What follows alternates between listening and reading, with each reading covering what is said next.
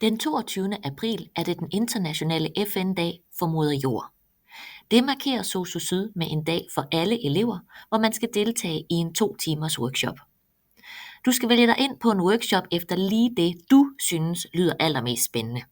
Lyt med her og find ud af, hvad de enkelte workshops de tilbyder. Kom med ud på cyklen og få set dele af Åben Rå, som du aldrig har set før. Cyklen er jo noget af det mest bæredygtige transportmiddel, der overhovedet er opfundet, og alle kan bruge den. Også vældig relevant, hvis man har en byrute som sosu-assistent. Stress omtales ofte, når vi taler om sundhed og trivsel. Yoga og Qigong sætter fokus på sundhed, krop og trivsel, så har du lyst til at rejse ind i yogaens univers, så skal du tilmelde dig denne workshop. Vi besøger genbrugspladsen og ser på, hvorfor det er så vigtigt at genanvende og sortere vores affald korrekt. Og hvordan kan det egentlig gøre en forskel for både klimaet og fremtidige generationer? Tag dine nysgerrige spørgsmål og skarpe holdninger med. Vi lover en lærerig oplevelse, der får dig til at se skrald på en helt ny måde. For skrald producerer vi alle. Humlen er, hvad gør vi så med den? På denne workshop lærer du at reparere ting. Tag noget med, som du gerne vil have repareret. Det kan være smykker, køkkengrej som en mixer eller en køkkenmaskine, tøj som skal repareres eller syes om til en anden størrelse, træting som en stol, der måske skal limes, børnenes legetøj, der er gået i stykker, en lampe, der ikke vil lyse ordentligt, en støvsuger, som ikke vil suge ordentligt og meget mere. Det er afgørende for workshoppen, at du selv medbringer noget til denne workshop. Strømmen er gået, butikkerne kan ikke åbne, og ingen kan sige, hvornår strømmen kommer tilbage. Er du forberedt? Borgerberedskabet kommer og guider os igennem, hvordan du bedst lever bæredygtigt, og hvordan du vil kunne preppe. Til denne todelte workshop får du brugbar viden omkring forbrug og overforbrug igennem et spændende oplæg fra Jeanette Svand Sørensen. Medbring tøj, ting og sager, som du gerne vil bytte dig til, da rummet efter oplægget omdannes til en byttebørs. Er du fan af god håndarbejde, eller vil du gerne lære det? Ved denne workshop hækler vi oldemor-firkanter af restegarn, som er indsamlet fra elever og undervisere.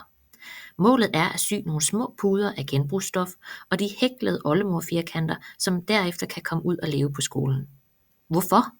Fordi vi gerne vil sætte fokus på de gavnlige effekter af håndarbejde, både i forhold til økologisk bæredygtighed og i forhold til psykologisk trivsel.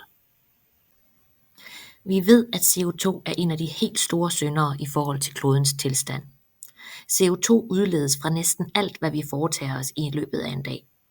Ved denne workshop får du et godt indblik i egne handlinger og adfærd, og hvordan blot en lille ændring kan gøre en kæmpe forskel. Deltag i denne uforglemmelige naturworkshop med værktøj, naturmaterialer, kreativitet, håndværk og hygge omkring bålet. Denne workshop handler om musik og fællesskab. Fællesskaber er bæredygtige og kan skabe glæde og trivsel. Musik kan være en måde at forstå og sætte fokus på klimaforandringerne. Så hvis du kan lide at synge, så skal du tilmelde dig denne workshop. Det handler nemlig ikke om at være god til at synge, men du skal have lyst til det. Denne workshop handler om at komme lidt tættere på naturen og have et fællesskab omkring den. Fællesskaber er bæredygtige og kan skabe glæde og trivsel. Hvis du kan lide at få ting til at gro, så skal du tilmelde dig den her workshop. Vi vil så grøntsager, blomster, krydderurter i højbedene ude ved kantinen. Vi vil genbruge plastikspanden som krukker ved at male dem og plante hjemmehørende arter i den. Undervejs vil der være oplæg om, hvad du kan gøre for at fremme biodiversiteten i din egen have. Vi har mange rester papir på skolen, og til denne workshop vil vi gerne sætte fokus på bæredygtighed og genbrugsmaterialer. Det gamle papir omdanner du til noget nyt og nyttigt i dit helt eget design. Kan du godt lide at arbejde med vand, innovation og design, så skal du tilmelde dig denne workshop.